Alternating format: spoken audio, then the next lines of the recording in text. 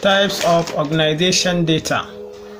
Traditional data is typically generated and maintained by all organizations, big and small. It includes the following. Number 1, transaction data. Number 2, intellectual property. Number 3, financial data. Traditional data such as details relating to buying and selling products, activities and basic organization operations such as any information used to make employment decision.